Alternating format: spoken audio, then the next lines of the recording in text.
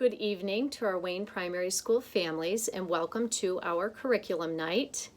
It's always been a joy to have parents come visit the building after our school starts and celebrate what we traditionally know as open house night. But this year, obviously, we're doing things a little bit different, but I'm always amazed at how our staff continues to find creative ways to make sure we can stay connected to you and let you know what's going on in the school with your child. So again, thanks for being flexible as we try this new format. I am very pleased, however, that we are able to share a little bit more about our curriculum than we traditionally can.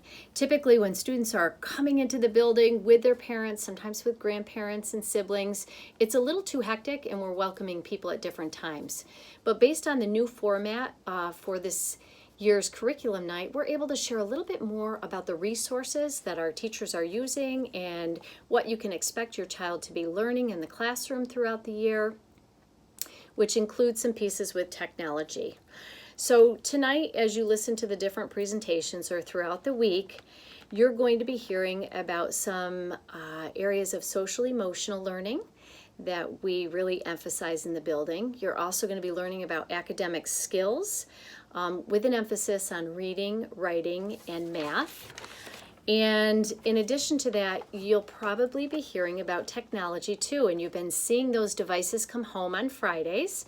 And first of all, I just want to thank you because our kids have done a wonderful job taking those devices home, doing that homework, and then returning on Monday so they still have the device to work with. And we certainly appreciate all your efforts to make sure that that is happening. Ideally, what we want our children to be able to access independently is we want them to get into ClassLink, then get into Schoology, and in their ELA folder is the learning grid for the week.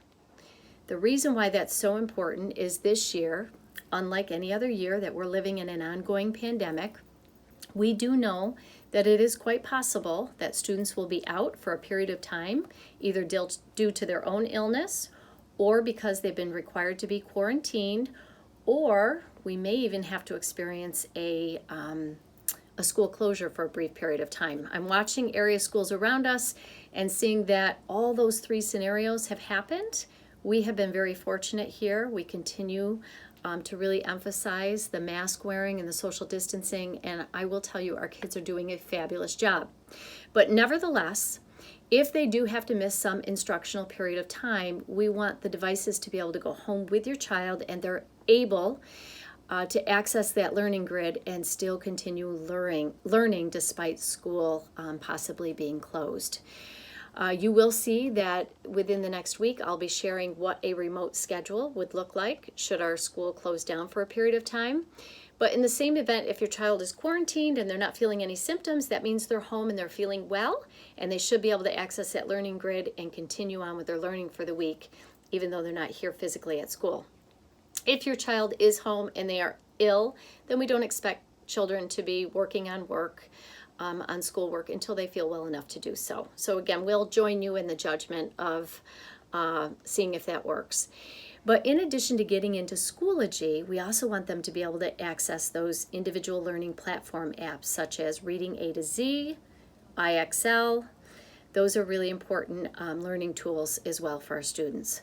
So anyway, I want to thank our teams for the presentations they put together. I hope you can take the time to look at that throughout the week. And then as you know, on Thursday, teachers will be sending you out an invite for a Google meeting so you can follow up with any questions that you may have. We do ask you to refrain from asking personal questions about your child as we'll save those conversations rather for our parent-teacher conferences that are coming up November 3rd and 4th, and you'll hear more about that in a schedule from your child's teacher. All right, so again, we thank you for your tremendous partnership. We absolutely love having the kids back in school, and we'll look forward to seeing you soon at parent-teacher conferences. Thank you and enjoy.